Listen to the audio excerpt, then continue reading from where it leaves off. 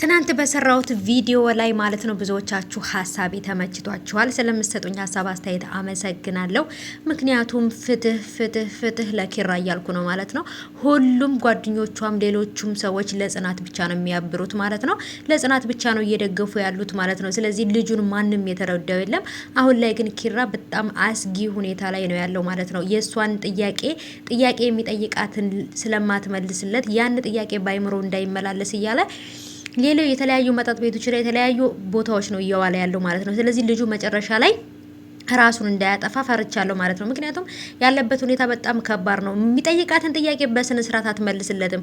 እውነቱ መራራ ነው፣ ማወቅ የለብህም እያለች ነገሩን ታድበሰብሰዋለች ማለት ነው። እና አባትህ እንደዚህ ብሎኝ ነው፣ እናትህ እንደዚህ ካንሰር ታማሚ ናት፣ ልትሞት ነው ብላ ማለት አትችልም። ግን ደግሞ ይህን ነገር ያደረገው አባትህ ነው፣ አንተንና ሀሴትን አንድ ለማድረግ ነው ብላ ማለት ትችላለች። እናትህ ታማሚ ናት ባትለውም ያለውን ነገር እውነት ብትነግረው በጣም ቀላል ሊሆን ይችላል ማለት ነው መፍትሄው።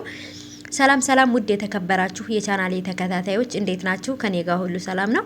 ሰላማችሁ ይብዛልኝ ባላችሁበት ውድ ቤተሰቦቼ። ለቻናሌ አዲስ ከሆናችሁ ሰብስክራይብ እያረጋችሁ ቤተሰብ ሁኑ። በራሴ ስራዎችም ስለምመጣ ለጊዜው ግን በጽናት ድራማ ነው የምሰራው። የጽናት ድራማ ካለቀ በኋላ ደግሞ ቀጣይ ደግሞ በሌላ ስራዎች ደግሞ እመጣለሁ ማለት ነው። ስለዚህ ሰብስክራይብ እያረጋችሁ ቤተሰብ ነው ማለት ነው። እንግዲህ የጽናት ድራማ ታውቃላችሁ ብዙዎቻችሁ ተለቋል። እንግዲህ ብዙ አስተያየቶች እየተሰጠበት ነው ማለት ነው። እንግዲህ በተለይ ኪራ በጣም ያሳዝናል፣ ኪራ በጣም አሳዝኖኛል ምናምን እያላችሁ ነው። እውነት እኔም በጣም ነው ያሳዘነኝ። አሁን ላይ ትንሽ እየተረዳችሁ ያለችው ሀሴት ብቻ ናት ማለት ነው። ስለዚህ ባሳለፍከው ህይወት ውስጥ ወይንም ደግሞ ልብህን የሰበሩትን ሰዎች እያስታወስክ ጊዜህን ማቃጠል የለብህም፣ ወደ ኋላ ሳይሆን ወደፊት ነው ብለዋለች። እና ይሄ ነገር ማለቷም ትንሽ እሷም ደግሞ ከጎኑ ስለሆነች ትረዳዋለች ብዬ አስባለሁኝ። ቤት ውስጥ የመጣው ደግሞ የእሱ ጓደኛ እንኳን አይደለም ኪራ ሊረዳው ይቅርና ራሱ መርዳት የማይችል ልጅ ነው ማለት ነው ከናሆም ውጪ። ናሆም ደግሞ ጽናት እንደተበደለች ጽናት ሁሉ ነገር እየቻለች እንደሆነ ተበዳይዋ ጽናት እንደሆነች ነው እያደረገ ያለው። አዎ ትክክል ነው። ጽናትም ፍቅሯን እየተነጠቀች ነው። የምትወደውን ሰው አሳልፋ ሌላ ሰው እየሰጠች ነው።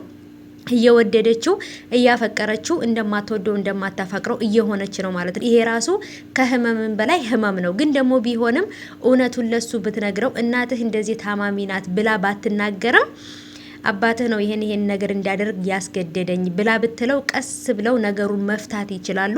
ለአባቱም ደግሞ ደውሎ ከጽናት ውጭ ሌላ ሴት ማግባት እንደማይችል መናገርና ማሳመን ይችል ነበር ማለት ነው።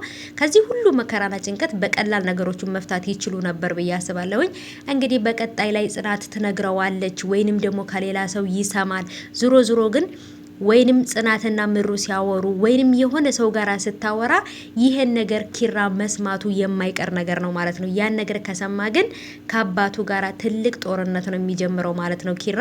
ምክንያቱም ኪራ ያመነበትን ነገር ከማድረግ ወደ ኋላ አይልምና ይሄን ነገር ብትነግረውም ደግሞ ቁጭ ብለው በጠረጴዛ ዱራ በኦሮምኛም አማርኛም ነው የማወራው ሰምታችኋል። በጠረጴዛ ዙሪያ ቁጭ ብለው ቢያወሩ መፍትሄ ይገኝለታል ብዬ አስባለሁ። የኔ ሀሳብ ይሄ ነው። እናንተስ ምን ትላላችሁ? ኮሜንት ላይ ሀሳባችሁን አስቀምጡልኝ እስኪ።